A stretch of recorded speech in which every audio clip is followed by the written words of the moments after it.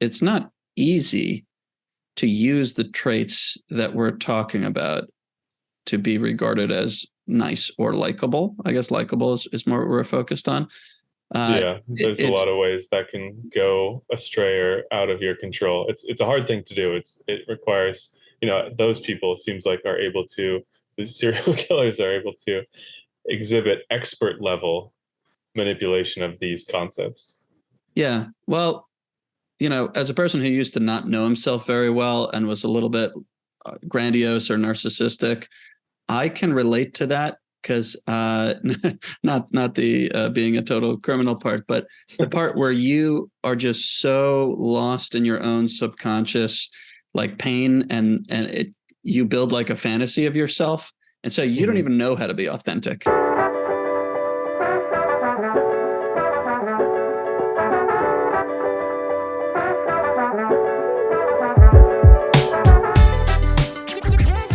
Hey everybody, I'm Evan.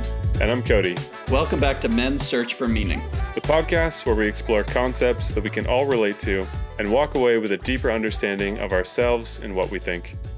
All right, so the idea that I had today was around an observation I made while on Instagram.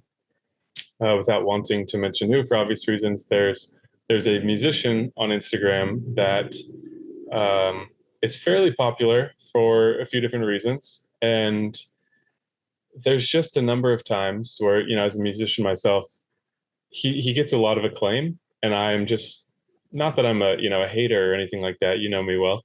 Um, there's just times where I'm like, this really doesn't sound that good, and I just, in wanting to be understood for that, or to see if other people agree, or to try to understand what that experience is for me, I want to comment that. But there's another factor here, which is what we want to talk about today, which is that this person is so outwardly nice and supportive um, and just a generally very positive person on the platform. And I feel like when you make a disparaging comment to someone like that, all these people come in to defend them as if they are needed to defend this person. They feel like this person is a treasure that must be protected or something like that. And you may have seen this comment on Instagram: protect this person at all costs. It's Mm-hmm. become this viral idea that certain people are just these treasures of humanity that need to be protected. Not to say this person exactly fits the bill for that, but they're so positive. And it was interesting to me that I was like, I am not willing to say the thing that I want to say because of how positive this person is. And I'm worried that people will then attack me, even though I'm not attempting to, harm this person or their reputation, just wanting to know if other people agree. Like, does this sound good to you guys? There's plenty of times where he does, but there's just times where I'm like, he seems to get a lot more credit than is justified. And it's just confusing to me. So it kind of introduced me to this idea of niceness being a bit of a superpower, because if you can embody this, whether naturally, I think many people do this naturally, and I think plenty of people do this intentionally as a defense. But if you can embody this overall outward positivity, you don't attack other people, you're always building other people up, it stops that energy from coming towards you. Usually there's some people who are like, this person needs to be attacked, that's just their personality because no one else is doing it. But yeah, it's a very interesting idea, because I think some people are naturally this way, and I think some people learn this as a lesson of, this is sort of a means to an end. So yeah, curious what you think about this subject as a whole before we dive into the specific parameters that are present with this kind of thing. Or do you agree, I guess, first of all? Any of those things, feel free to respond. Yeah, so the concept is niceness as an armor, as a superpower, the different Yeah. ways that niceness is used in social relations. Um, and I think if we were to really dig deep, and knowing us, we will, we will find that there are many different types of niceness, and some are effective armors and some are totally ineffective. Mhm. And so I guess that's the first thing that comes to mind. I know the Mm-hmm. concept you're talking about. And when I see Mm-hmm. something like that, I'm often struck by it. Like it's a phenomenon. Like, wow, that person has a type of charisma that is not like, oh, just super likable, but like, oh, don't hurt this person. Mm-hmm.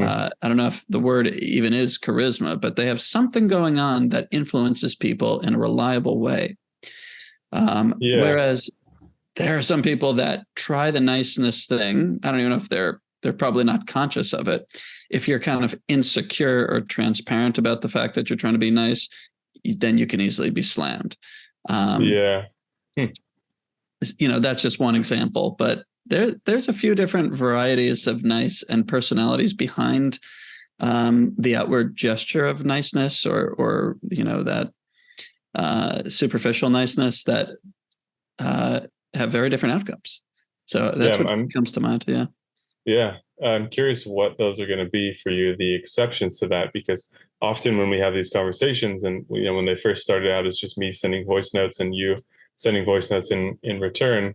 Consistently, you would bring a piece that I hadn't considered, and that's something that's so enjoyable to me because usually I'm a deep thinker in most ways, whether I want to be or not. That's just the cards I've been dealt, and it's so fun for me when we have these discussions and then you add something that hadn't occurred to me. So I'm very excited to hear what the exceptions to this are because I can't see those at this moment. But it reminds me of, I think, the first time I was exposed to this concept and I hadn't put together the ideas that I have now, 20 years later. But at my first job, I worked with someone who was the general manager of the business's daughter. So she kind of, a little bit of nepotism situation going on there. She was brought in at some point, and she was the most. Um, she was a very unpleasant person, but and Okay. her whole thing was kill them with kindness, which is a hilarious twist on this message that we're talking about. Because on one hand, she's saying kindness. On the other hand, she's saying kill them. So even Mm. though obviously that's not what's meant to, it's sort of a metaphor in that situation, it just encapsulates her approach to it, which is just like to still be mean, but be sweet about it in a way like, oh, I'm so sorry. I actually can't help you with that. Things that Mm. really enrage you as the listener. So not approaching this level of genuine positivity that I was talking about for this musician. So perhaps that's an exception where you can do this in a way that is so off-putting, and this is something that a lot of customer service representatives do, where it's like they have all the trappings of niceness and being helpful without actually engaging with what you're asking from them, which can be a frustrating experience. So yeah, maybe we dive in with what you see as the exceptions to this. Perhaps what I described is something you were thinking of, or maybe it's in addition. But yeah, what do you think are the exceptions to this rule? All right. So I'm starting to form a theory as you're talking, Okay. which is that niceness generally is a trait that people want to protect, and it will be effective so long as two caveats aren't occurring. The first is the niceness is paired with inauthenticity. Mm-hmm. If you can detect that somebody is either intentionally trying to manipulate you, like the former, the daughter of the general manager you just described, if Mm-hmm. somebody is just playing a game, Mm-hmm. not only does it not make you want to defend that person, but it backfires and makes you quite upset with that person, really deeply dislike them. I think And it did. It really did. right. Yeah. I guess I'm not surprised because that lines up with my life experiences too. Yeah. Insincerity is a very unlikable trait. Mm-hmm. And so if it happens to be packaged as kindness, because you're trying to kind of take advantage of people's good nature or sympathy, I think it backfires really strongly.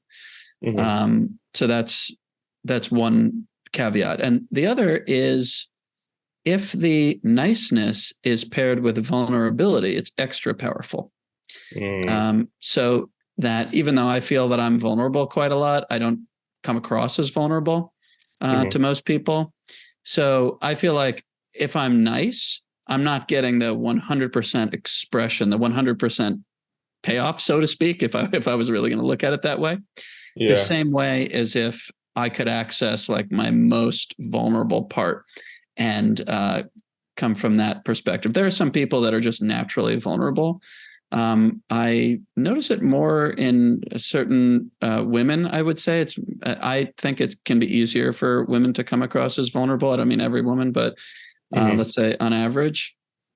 And so I find Or myself feeling a lot of sympathy for a really nice woman, but it could be a guy. I think of like a younger guy or whatever who's kind of artless and yeah. doing his best. You pair those things together, I think, then it's pretty powerful. But if you have someone that is not being vulnerable, then a lot of it unravels. And if someone's being inauthentic, then the whole thing it backfires. Yeah. Yeah. I think the female vulnerability thing seems to be like a paradigm that's built into at least American culture or society where, there can be there's these like established archetypes that then people generally line up with. It's very true for men as well, Yeah. but yeah, that comes across that way to me. I like that you touched on authenticity. Both those things are fantastic points, and I completely agree. The authenticity, I think both of those things were there in this experience I had, but I hadn't built out the full theory yet, like you have contributed here. So yeah, it's got to be believable, and we're not just trying to teach people how to use this as a means to an end. It's more about exploring this and seeing what pieces seem to be there, in case there was any confusion about our goal here. But yeah, authenticity I think is a key piece because it feels believable. I think generally people don't like to feel manipulated or that someone is playing a game with them. You used to describe it, which I think is a perfect way to describe it. And yeah, vulnerability does give a feeling. What I see with the vulnerability is it brings an element of intimacy.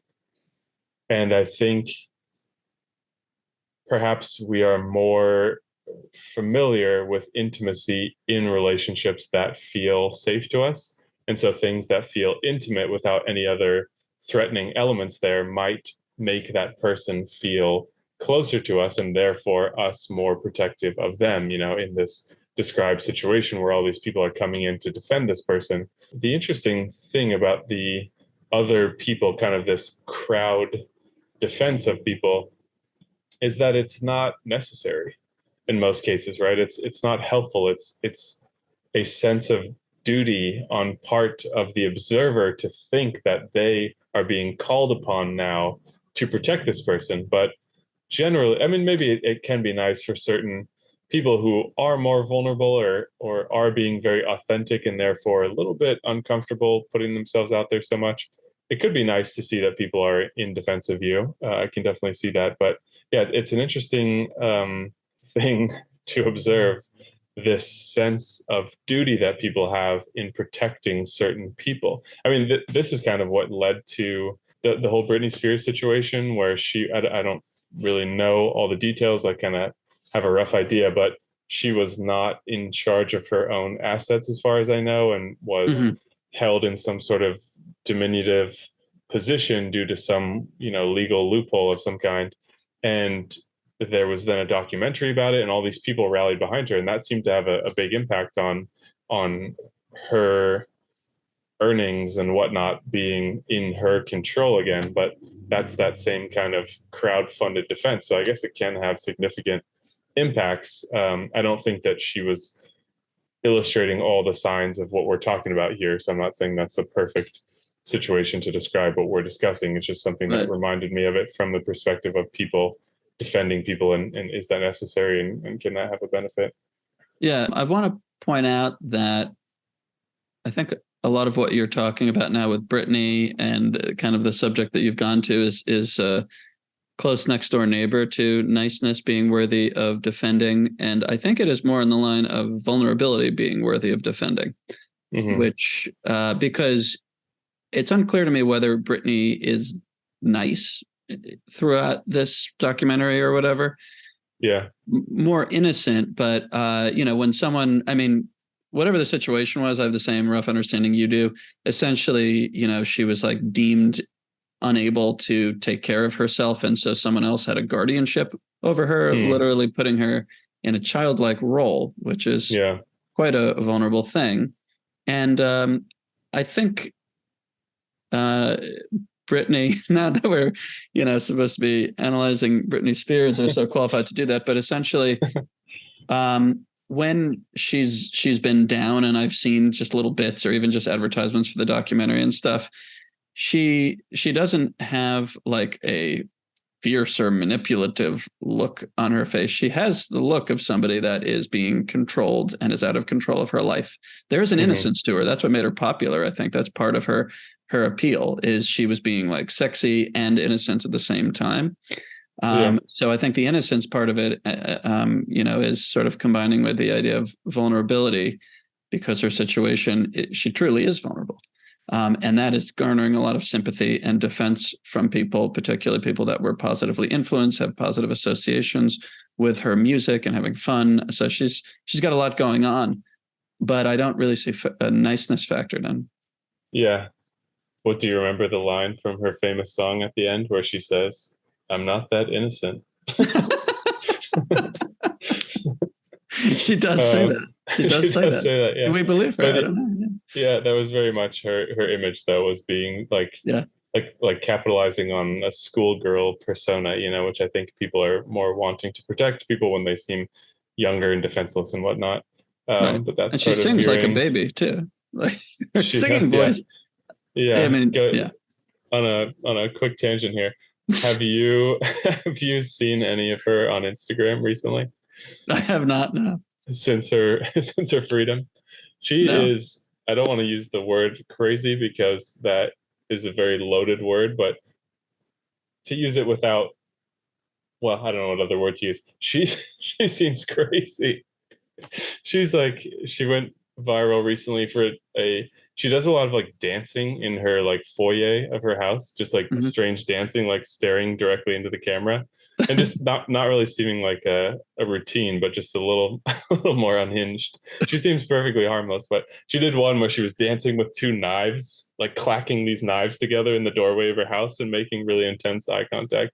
So she seems to be adapting well to her newfound freedom. Wow. So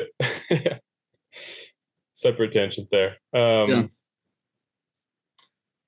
Yeah, so jumping back in, talking about the word niceness a lot, and a lot of our theorizing is based on the word niceness that we selected for this. I think it goes further than that. We talked a little bit about this being a genuine thing, or this being for some people a means to an end.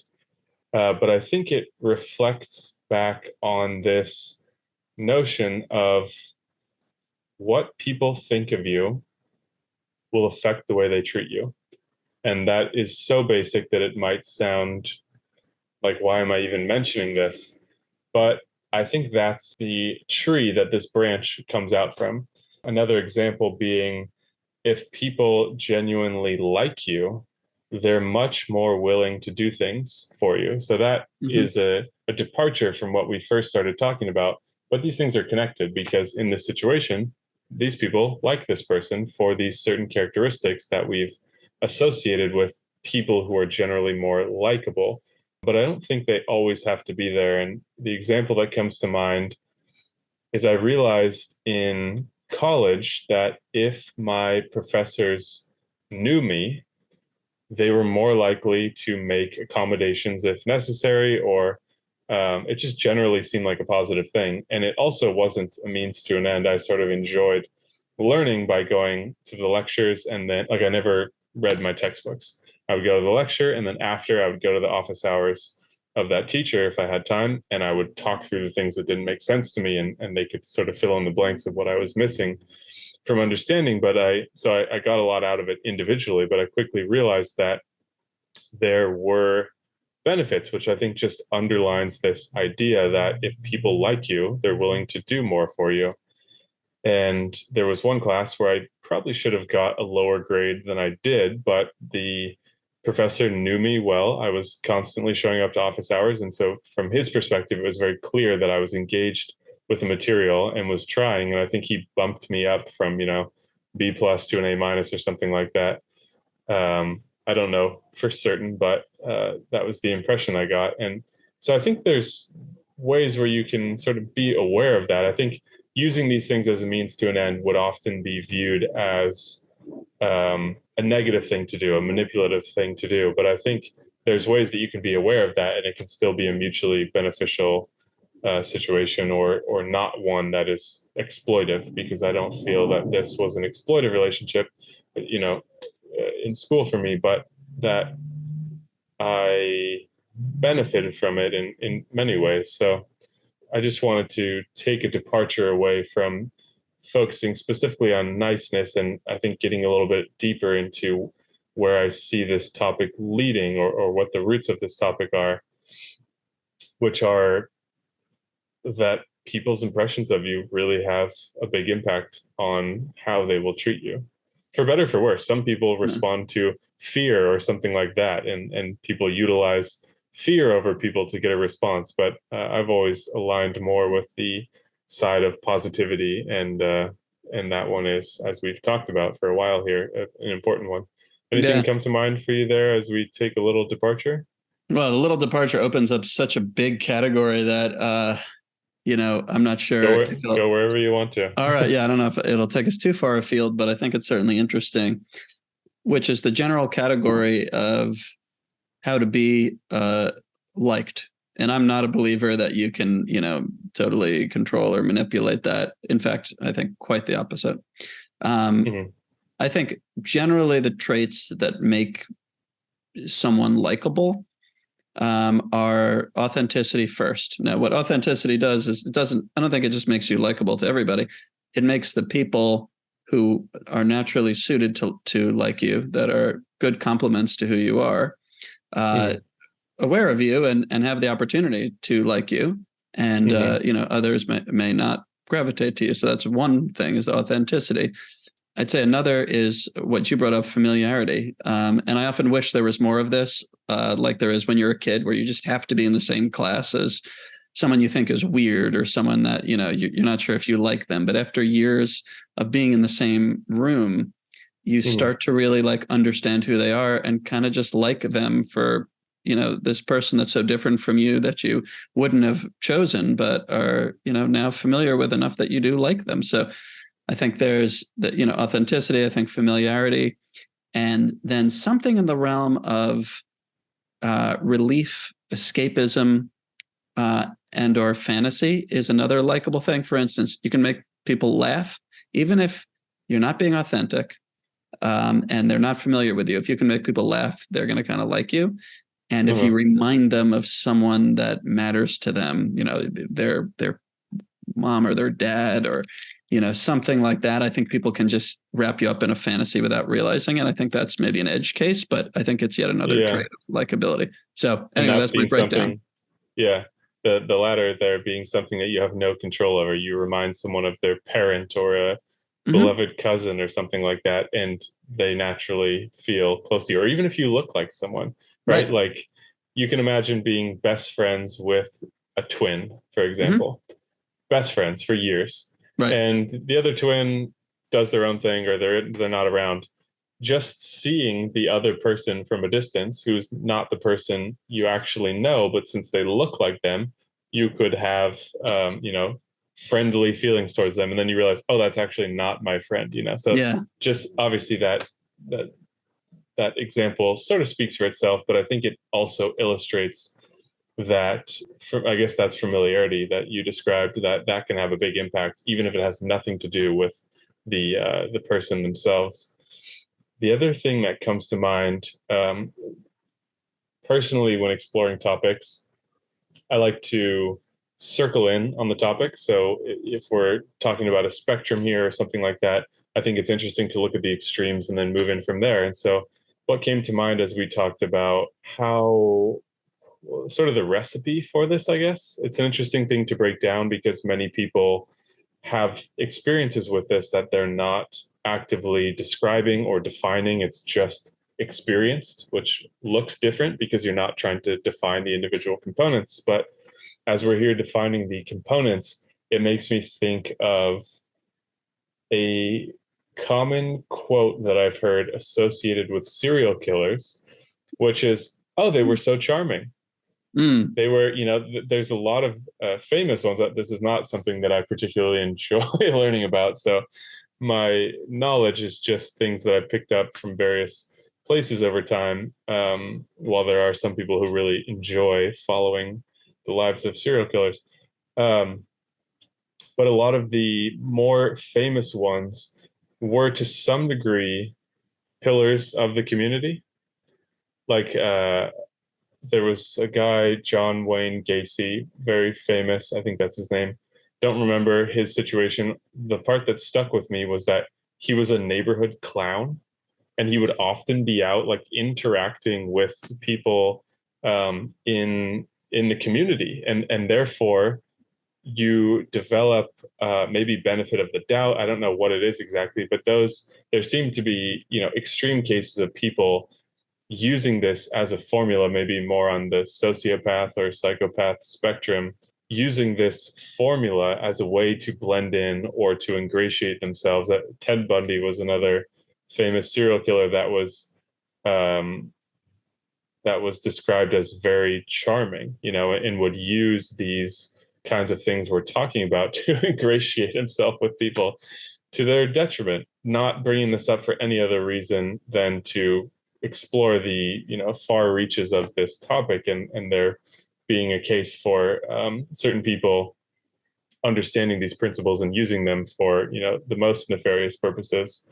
But it goes to show that these things can be understood, and that people, I mean, it's kind of just like camouflage. What we're describing is social camouflage as opposed to physical camouflage. But yeah, it's interesting because I guess I find it interesting because it's part of the spectrum of this conversation to some degree, and more of an extreme side. But have you heard that before, these concepts that I mentioned regarding certain dangerous people and their attempts to blend in? Yeah. They don't seem to want to hide. They want to hide in plain sight by Yeah. being liked or something like that. Yeah, it seems like there's certain criminals that are like that. I've definitely heard of that prototype, essentially, or archetype, of the highly charming criminal. So that's certainly a thing, and I'd say that's them just being really manipulative. Yes, using some of the concepts we talked about, maybe fantasy in the form of their charisma. Helps people to escape or feel seduced or whatever it may be, and then they use that. But what this conversation makes me think about is that it's not easy to use the traits that we're talking about to be regarded as nice or likable. I guess likable is more what we're focused on. There's a lot of ways that can go astray or out of your control. It's a hard thing to do. It requires, those people, it seems like, the serial killers are able to exhibit expert level manipulation of these concepts.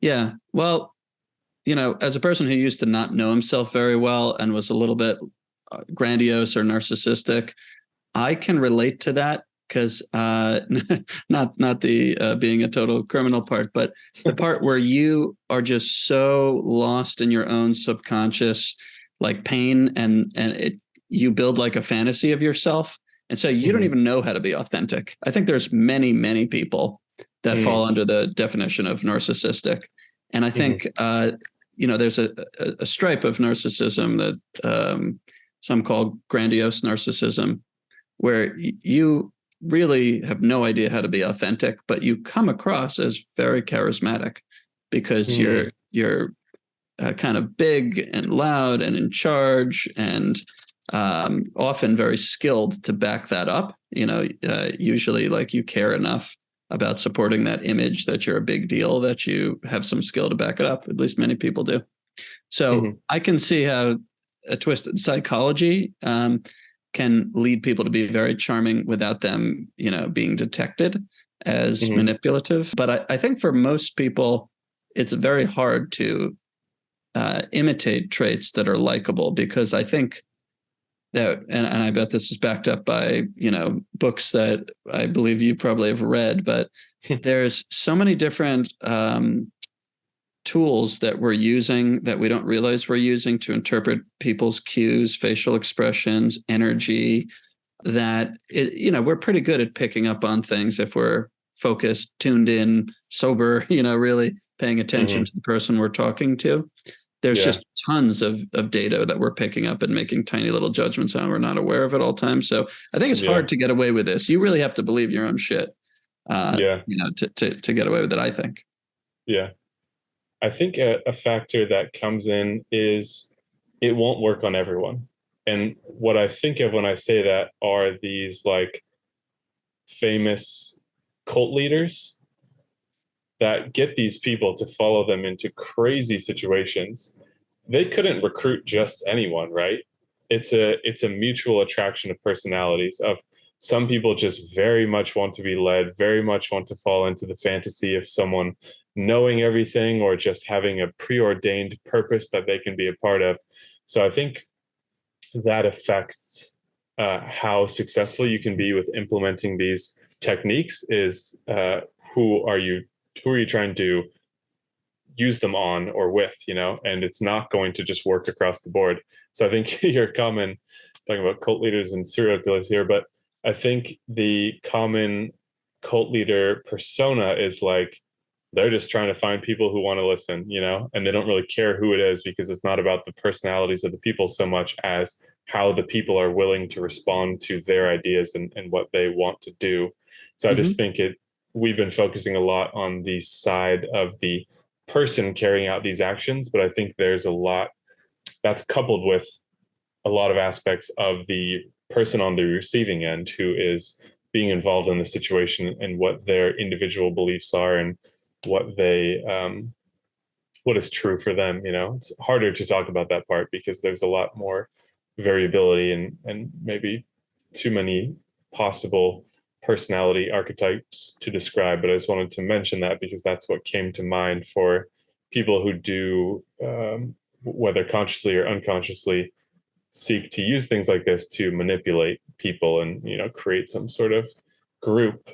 And one thing I wanted to make sure we come back to, and what might be a nice place to end today, is what can you do with this information, right? Depends on who you are and your personality, but I've found for myself that over time, I feel very consciously drawn to the idea of being more positive. And this is coming from a past of being more negative, perhaps more pessimistic. And I just have found that that often brings more negativity. When people are negative, it tends to attract other people who are negative. Like even if you go on a video on YouTube and you comment something very negative, you'll get some people agreeing with you, but you'll get many people attacking you in response. You attack the person in the video, someone in the comments comes in and attacks you. And it kind of creates this cycle of negativity. And I've found myself in that at times throughout my life and have often felt like, I don't like this at all. This is not, I felt some push or some desire to communicate whatever it was I wanted to communicate. But the immediate response was generally not feeling better from having done that. And then really dreading the negative response that can come from that. So, what I mean to say with that is that over time, I have found my own path leading towards being as authentically positive as possible, not because I hope to accomplish something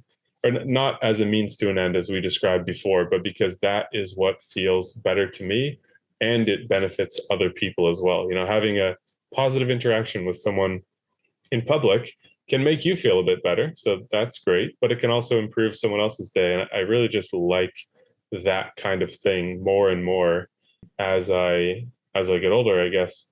And that, yeah, it feels like that's the impact I want to have. So it's interesting how you have to go through often being a different person to reach these places in a meaningful way, right? You do something the wrong way and you go, I don't like that at all.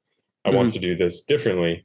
So I find that interesting. But yeah, that's where I'm at as sort of a bookend to this topic, I like focusing on what can be done with this information so that it's not just Hmm. a pure exploration, but what can people do with this? And I feel like maybe everyone has their own timeline based on what their experiences are, but that it is possible to be genuinely positive. And I think it is, there's a lot of benefits, including that you feel better and it impacts those around you in a better way. But I think you have to really feel that and want that. You can't impersonate it, as we've talked about. And that's the point I'm at, is like, that's just how I want to be. Yeah, I love that. I've had a little bit of the same realization, but before doing that, I think my main focus was just on figuring out how to be more genuine. Like, just figure out, who am I really, starting with what do I like? What do I like to eat? What do I like to watch? Who do I like to Mhm. hang out with? Some of these Yeah. things took me a long time to figure out, particularly who do I like to hang out with? Hmm. And what are my values? Things like that. I mean, I feel like that could take decades to really figure out, Yeah. but going on that journey is very, very valuable, because I think what you arrive at, which I think in the last 5 years or so have really strongly arrived at, is that whatever impact you have on other people, if you're if you're just being yourself, there's going to be enough positive impact that it will feed you. It will give you what you need. Hmm. And whatever you're putting out into the world won't be for maybe most people, but you don't need that. You just need, certain fairly small number of people to feel very well sustained and satisfied in your life. So I think that has been more my journey, and that has led to me, I think, being more positive and recognizing the benefits of that, finding the genuine positive. It's not just being positive, forcing it or Hmm. something. I think Yeah. it's come from learning how to be more authentic over a period of time. So yeah, that Yeah. would be my bookend. Yeah. And I feel like we can probably both say that the process to getting to that point, if people watching are at a different point in their lives, there can be a lot of pain in that process, right? Knowing Yeah. oneself and stripping back these layers to really understand who you are and what's going on for you. But that's part of the journey, and I think that's the important things to focus on. It's just, hopefully we can have that impact with these kinds of conversations. It's just inspiring people to authentically explore what's important to them. What do they think about things? Oh yeah. How do they want to be? What do they want to be? All that kind of stuff. But I think, it can be overwhelming at times to feel like you're far behind on that, or you're just starting. But that's just kind of how life is, and all of us are always at different points on various spectrums, with things like that to some degree. So someone may be farther along with one thing and then much less far along with something else. But I think just being open to exploring what you think, who you like, what is important to you, and worrying less about what other people are saying you should be thinking or should be feeling, and just genuinely being there, considering it for yourself, is the way to go, I would say, and hopefully the impact we can have on other people as well. Right. Influencing people is a tough game. Yeah. Um, Trying to influence people with your every action. It's a game that a lot of teenagers play, I would say, and many Hmm. continue it into their 20s and beyond. But that's a tough Yeah. game. And so, yeah, I think it's a good maybe final message that, we certainly believe and we hope to model and encourage. Um, Figuring out who you are is going to attract all the right things, and you won't need the how do I influence people in the right way part as much. Yeah. Well, thank you everybody for watching. Leave a like if you enjoyed the video, and subscribe if you want to see more stuff like this in the future. There's also the bell icon there if you want to be notified when we upload. And as always, please let us know in the comments what you think about what it is we're talking about, the length here, if there are any topics that you want to see us focus on, anything like that. We really want to hear your feedback. Part of what it is enjoyable about this, for me at least, but I think I can speak for you in this regard, is broadening the conversation. I think that's what we enjoy on the level of just the two of us. And the reason we wanted to record these is to try to involve other people and just see what more people think and connect with people. So if that is something you are looking for as well, connect with us, subscribe, follow along, like the videos. We'll have a lot more like this in the future. We don't have a consistent sign off yet. I'm just winging it every time.